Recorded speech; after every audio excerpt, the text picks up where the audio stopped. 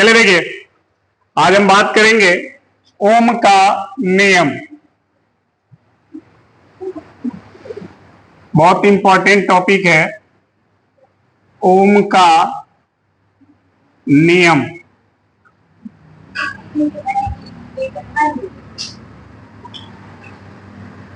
Ohm's law, ठीक है। क्या होता है ओम का नियम?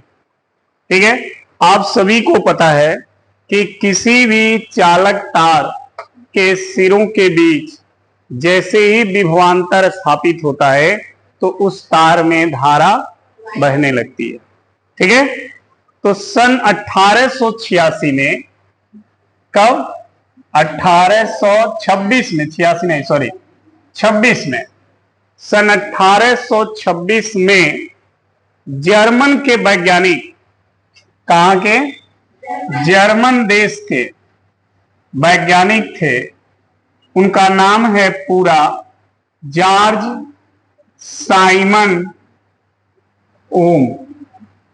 ये उनका पूरा नाम है, जॉर्ज साइमन ओम।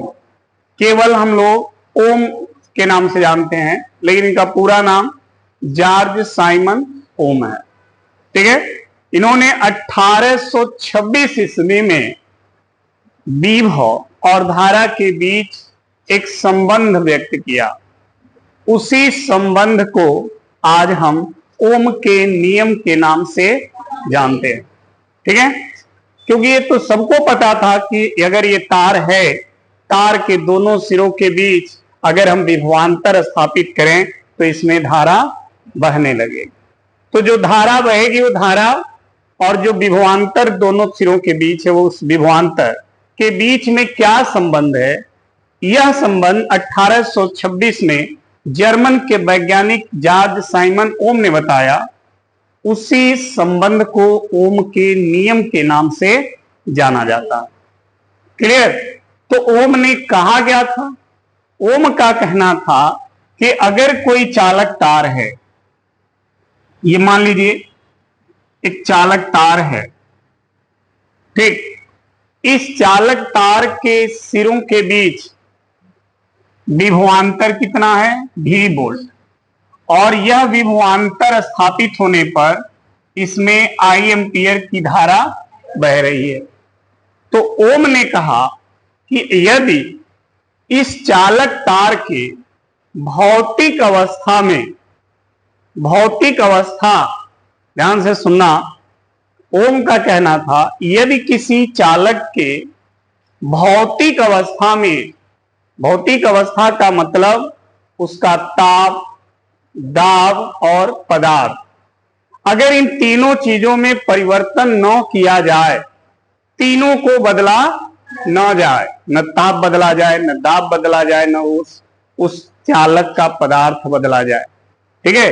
तीनों को अगर बदला नहीं जाता है तो ऐसे केस में इसके तार के सिरों के बीच का विभव उसमें बहने वाली धारा के समानुपाती होता है। तार के सिरों के बीच का जो ये विभव है भी, वो समानुपाती है इसमें बहने वाली धारा I के। इसका मतलब समझ रहे हैं? इसका मतलब यह है कि अगर किसी तार के सिरों के बीच, अगर किसी तार की भौतिक अवस्था, ताप, दाब, पदार्थ को बदला नहीं जाए तो ऐसे केस में उस तार के सिरों के बीच का विभव अगर बढ़ाएंगे तो धारा बढ़ेगी, विभव घटाएंगे धारा घटेगी, ठीक है। यही उनका कहना था।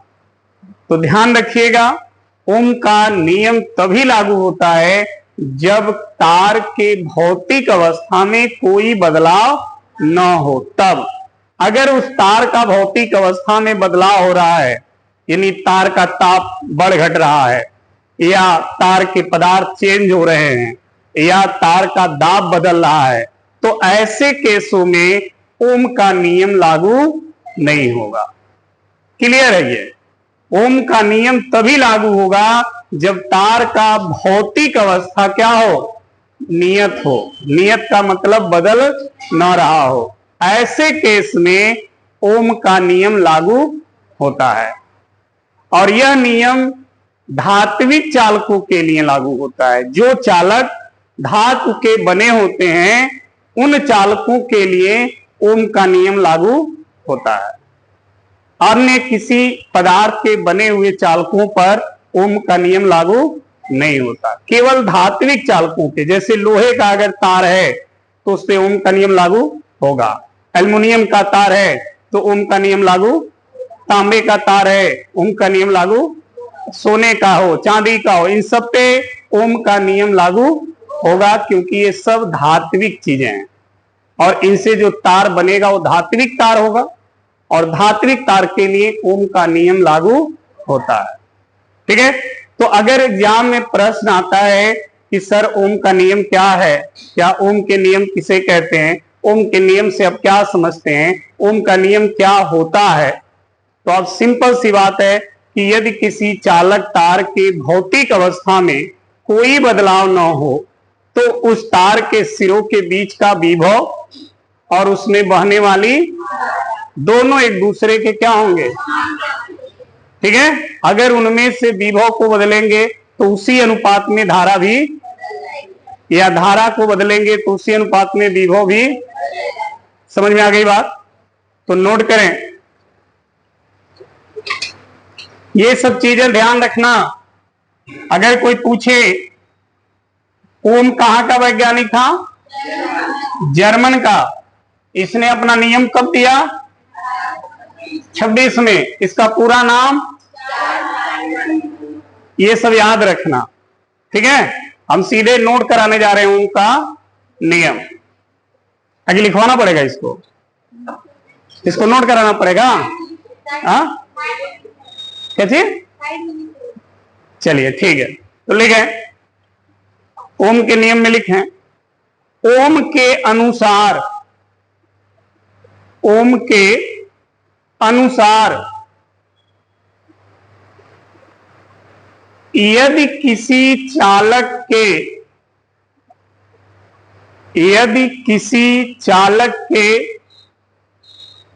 भौतिक अवस्था, यदि किसी चालक के भौतिक अवस्था, ब्रैकेट बनाइए और उस ब्रैकेट में लिखिए ताप, दाब, पदार्थ,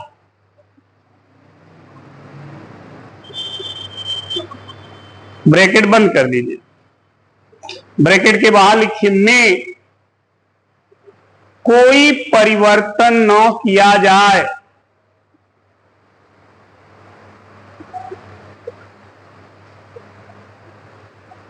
कोई परिवर्तन न किया जाए तो उस चालक के सिरों के बीच, उस चालक के सिरों के बीच का विभव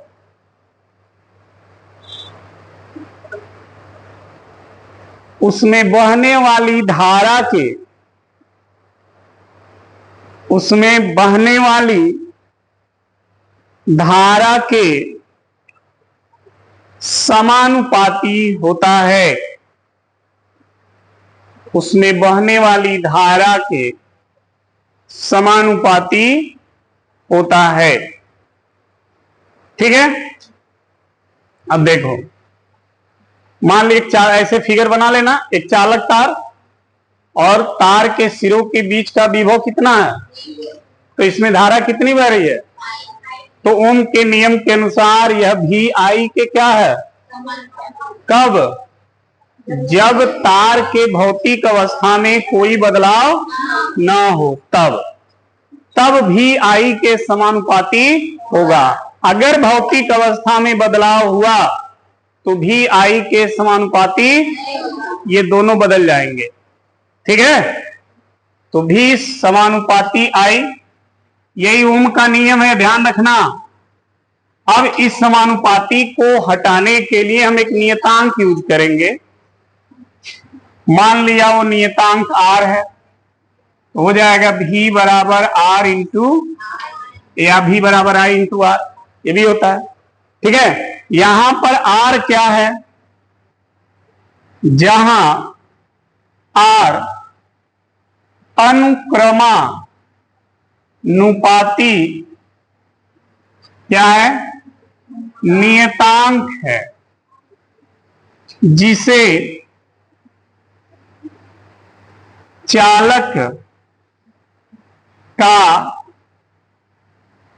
विद्युत प्रतिरोध कहते हैं। इसे चालक का क्या कहते हैं? विद्युत प्रतिरोध कहते हैं। ठीक है। इस आर का मान,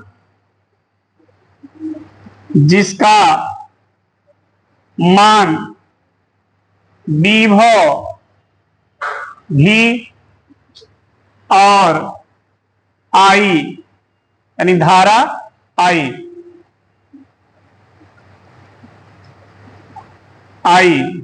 पर निर्भर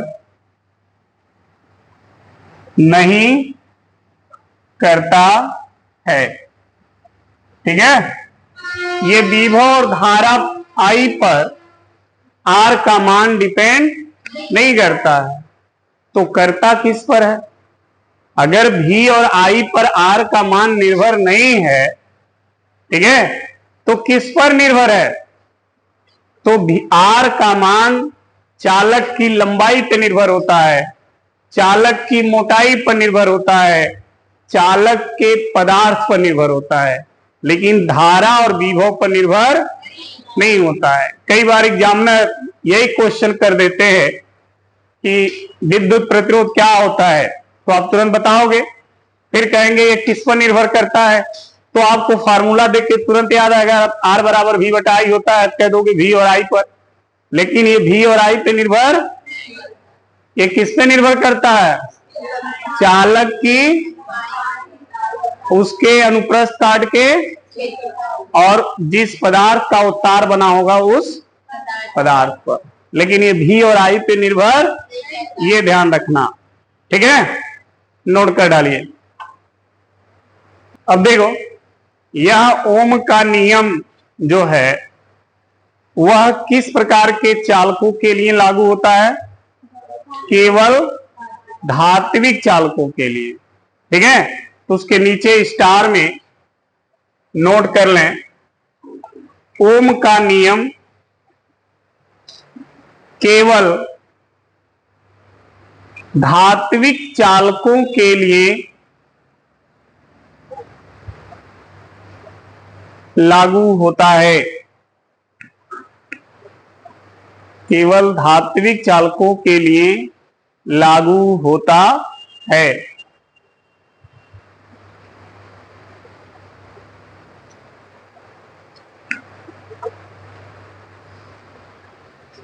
हो गया है? चलिए,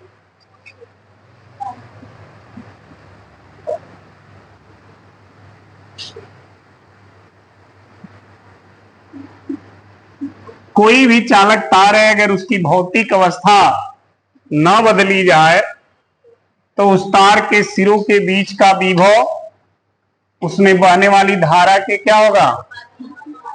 यही ओम का नियम है, बस छोटा सा एक लाइन में है, याद रखना। और उसका फॉर्मूला है V प्रोपोर्शनल टू I। ठीक है। अब देखो, ओम के नियम की उत्पत्ति कैसे होती है, तो हेडिंग डालेंगे अनुगमन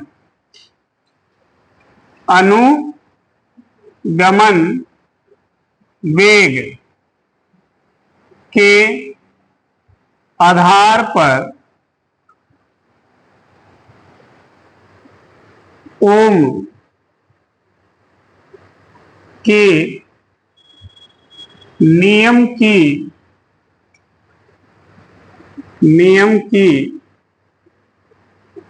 उत्पत्ति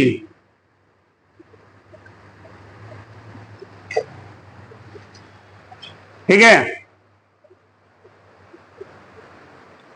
देखो, प्रूफ करना है V प्रोपोर्शनल टू I कैसे आता है। ठीक है, इसके लिए आपको करना क्या है, एक चालक तार मान लेना है। ठीक है, मान लिया यह एक चालक तार है। ध्यान से समझना कैसे भी प्रोपोर्शनल टू आई आता है। यह एक चालक तार है, तो अगर ये तार है तो इसकी कुछ लंबाई होगी, इसकी अनुप्रस्थ काट का क्षेत्रफल होगा। तो मान लिया इसकी लंबाई क्या है, अनुप्रस्थ काट का क्षेत्रफल a है। ठीक है, इसके एकांक आयतन में मुक्त इलेक्ट्रॉनों की संख्या और ये इलेक्ट्रॉन अनुगमन वेग vd से क्या है, गतिशील का। तो इसमें I एम्पियर की धारा बह रही है। ठीक है, तो ऐसे कंडीशन में जो इसमें धारा बहती है, ठीक है, वो धारा का मान कितना होता है,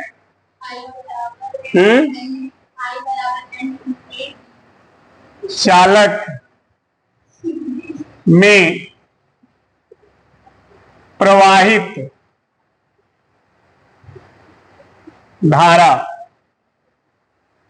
ठीक है, हमने एक चालक तार लिया जिसकी लंबाई L, अनुप्रस्थ काट का क्षेत्रफल, उसके एकांक आयतन में इलेक्ट्रॉनों की संख्या, और वो इलेक्ट्रॉन किस वेग से गति कर रहे हैं, अनुगमन वेग vd से।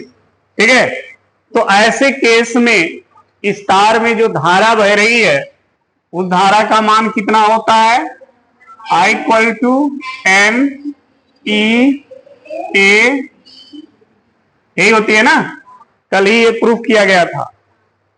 ठीक है, तो तार में बहने वाली धारा ये हो गई।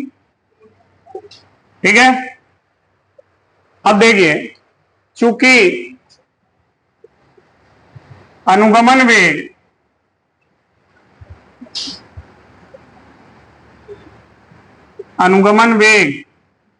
vd का मान होता है e बाई m इंटू ये vd का मान है। क्लियर? अच्छा, अब देखो, ये इलेक्ट्रॉन अनुगमन वेग vd से कब गति करते हैं, जब तार को बैटरी से जोड़ते हो तो बैटरी दोनों सिरों के बीच विभव स्थापित करती है ना, और जब ये विभव स्थापित करती है तो यहां पर वैद्युत क्षेत्र उत्पन्न होता है, और उस वैद्युत क्षेत्र के कारण ये सभी इलेक्ट्रॉन एक निश्चित दिशा में अनुगमन वेग vd से, क्लियर है ना, हाँ? तो ये भी ध्यान रखिएगा, जब ये अनुगमन वेग vd से गति करते हैं उस समय तार के सिरों के बीच विभव होता है और वैद्युत क्षेत्र E होता है, तभी वो इलेक्ट्रॉन vd वेग से गति करते हैं। क्लियर? तो यहां पर आपको पता होना चाहिए E और V में संबंध, E और V का संबंध क्या होता है, आप संधारित्र वाले चैप्टर में पढ़े होंगे, V बराबर E इंटू डी, पढ़े है ना, विभव और वैद्युत क्षेत्र में संबंध, यही सूत्र है। ये विभव है और ये वैद्युत क्षेत्र है, और D दोनों प्लेटों के बीच की, यहां पर प्लेट कौन है, दोनों सिरे हैं, और दोनों सिरों के बीच की दूरी क्या है, तो यहां क्या रख दोगे, L। ठीक है, तो E का मान अगर निकालोगे तो E बराबर आएगा V बटा, आएगा ना, यहां पे लिख लेना, चूंकि E बराबर V बटा L, सही है, ये E का मान यहां रख दो, तब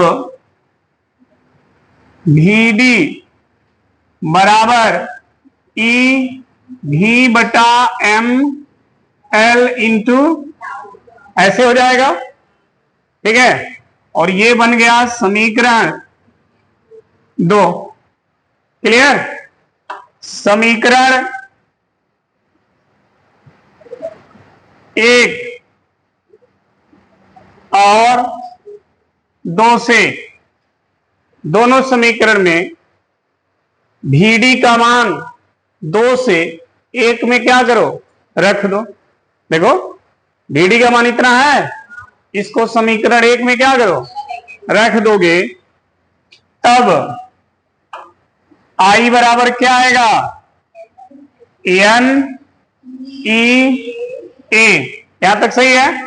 अब VD का मान EV बटा ML इंटू ये हो गया,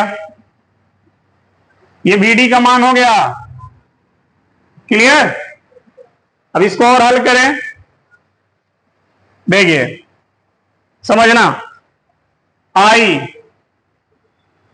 इक्वल टू N, E का गुणा इस E में करोगे तो E पे कहेगा, हो जाएगा E, हो गया। फिर A को अभी रहने दीजिए, ठीक है, या लिख लीजिए क्या करना, A, ठीक है।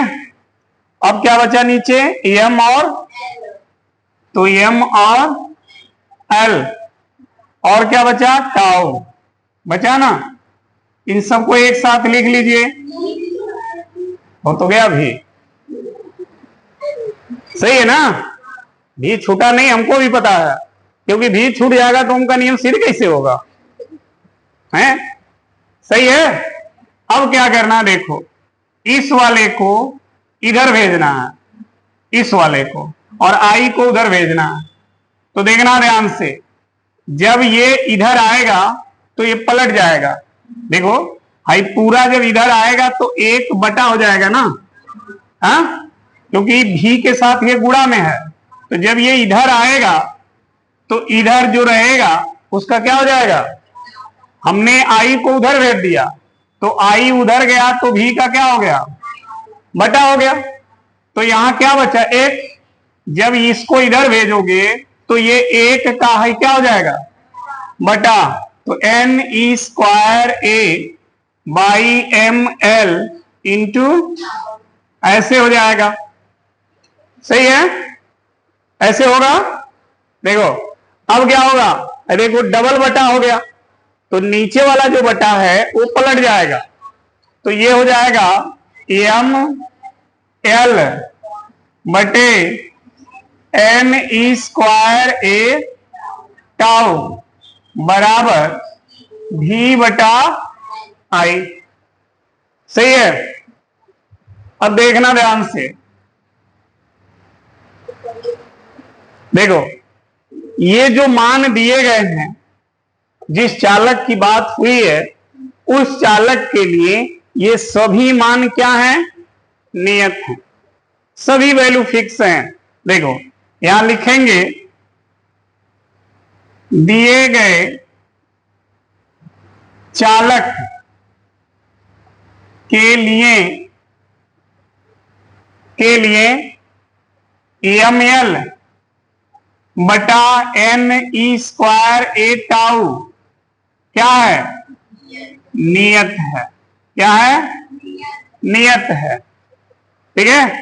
और इस नियत वैल्यू को हम क्या मान लेते हैं, R, क्या मान लेते हैं, R प्रतिरोध। अभी लिखे थे ना उनके नियम में, R क्या है, विद्युत प्रतिरोध है। तो इसको हम मान लेते हैं क्या, तो ML बटा NE स्क्वायर A टाउ बराबर R, ठीक है। ये जो R का मान है, यह मान प्राचाल के पदों में है। कई बार क्वेश्चन आ जाता है, विद्युत प्रतिरोध का मान प्राचाल के पदों में लिखिए। पैरामीटर उसको इंग्लिश में बोलते हैं, मतलब R का मान इन्हीं सबसे निकाला जाता है, ठीक है।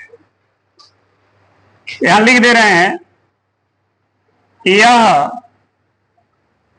प्राचाल के पदों में है। R का जो मान है वो किसके पदों में है, हाँ याद रखना इसको, आगे हम इसको पूछेंगे आपसे। तो इसके जगह पर हमने R मान लिया, तो यहां क्या रख देंगे, आर। तब भी बटा आई बराबर क्या हो गया, आर हो गया। हो गया ना। आई का गुणा कर दो तिर्यक, जब तिर्यक गुणा करोगे आई का इधर, तो भी बराबर आर इंटू आई। आर नियत वैल्यू है, उसको नियत वैल्यू को जब हटाओगे तो भी समानुपाती आई। और यही किसका नियम है, ओम का। तो ओम का नियम प्रूफ हो जाता है। ठीक है। अनुगमन वेग के आधार पर ओम के नियम की उत्पत्ति ऐसे होती है। ध्यान रखना, यह भी प्रश्न कई बार पूछा गया बोर्ड में कि अनुगमन वेग के आधार पर ओम के नियम की उत्पत्ति कीजिए। कई बार पूछ देता है ओम के नियम को सत्यापित कीजिए। तो चाहे उत्पत्ति पूछे सत्यापित पूछे, आपको यही करना है। ठीक है। इसके लिए आपको करना क्या है, ध्यान रखना, इसके लिए आपको क्या करना है, एक चालक तार मानना है। ठीक है। और दिखाना है उस चालक तार की लंबाई उसके अनुप्रस्थ काट का क्षेत्रफल ए है और उसके एकांक आयतन में मुक्त इलेक्ट्रॉनों की संख्या n है, जो अनुगमन वेग vd से गति कर रहे हैं। ठीक है। तार के सिरों के बीच v वोल्ट और वैद्युत क्षेत्र E है। ठीक है। उसके बाद चालक में प्रवाहित धारा, कल ही आप पढ़ चुके थे। अनुगमन वेग का सूत्र यह होता है, विद्युत क्षेत्र और विभव में संबंध। यहां से E का मान निकाल के इसमें रख देंगे, Vd का मान मिलेगा, समीकरण 2 बनेगा। समीकरण 2 से Vd का मान समीकरण 1 में Vd की जगह रख देंगे तो ऐसे मिलेगा। ठीक है। इसका इसमें गुणा कर लेंगे, ये मिलेगा। क्लियर। अब I को V के तरफ भेज देंगे तो V बटा I हो जाएगा, और इसको इधर भेजेंगे तो इधर 1 है, 1 का बटा ये हो जाएगा, फिर ये पलट जाएगा, ऐसे हो जाएगा। ये सभी मान दिए गए चालक के लिए क्या है, नियत है। अब आप कहेंगे सर नियत कैसे हो गया। ठीक है। तो नियत देखिए, मान लीजिए जो तार दिया गया है उस तार की लंबाई फिक्स होगी। मान लीजिए हम कहें ये तार है, हमने आपको दिया, तो इस तार की लंबाई जो होगी वही लंबाई हमारे भी हाथ में है, वही लंबाई आपके भी तो हाथ में होगी। लंबाई बदलेगी नहीं ना। तो लंबाई फिक्स, जितना मोटा हमारे हाथ में था उतने मोटा आपके भी पास होगा। तो मोटाई भी एल और ए दोनों चीजें फिक्स। अब जितने मुक्त इलेक्ट्रॉन इस चालक में हमारे पास थे उतने मुक्त इलेक्ट्रॉन आपको देंगे तो रहेंगे, तो मुक्त इलेक्ट्रॉन भी, तो एन भी फिक्स। मुक्त इलेक्ट्रॉन का आवेश भी फिक्स होता है, तो ई भी फिक्स। ठीक। इलेक्ट्रॉनों का द्रव्यमान भी फिक्स होता है, एम, तो एम भी फिक्स। और इसी चालक के इलेक्ट्रॉन चूंकि गति कर रहे हैं तो उनका श्रांति काल भी फिक्स। इसलिए हमने कहा कि दिए गए चालक के लिए सभी मान क्या है, नियत है। और यह नियत मान किसके बराबर है, आर के। ठीक है। तो इसके जगह जब आप आर रखोगे तो भी बटा आई बराबर आई का गुणा कर दोगे, तो भी बराबर आर इंटू आर। नियत वैल्यू को जब हटाते हैं तो साइन क्या आ जाता है, प्रोपोर्शनल का। और जब नियत वैल्यू लगाते हैं तो प्रोपोर्शनल का साइन हटके क्या हो जाता है, बराबर होता है ना। तो जब आर को हटाओगे तो बराबर वाला साइन ऐसे हो जाएगा, और जब आर को लगाओगे तो आई वाला साइन बराबर में बदल जाएगा। तो आपको मिल जाएगा B proportional to I. Clear, समझ में आ गई बात। तो ऊपर हिंदी 2 लाइन है, लिखना पड़ेगा आपको, लिख लें। बोले, लिखिए। माना किसी चालक तार की लंबाई, माना किसी चालक तार की लंबाई एल और उसके अनुप्रस्थ काट का क्षेत्रफल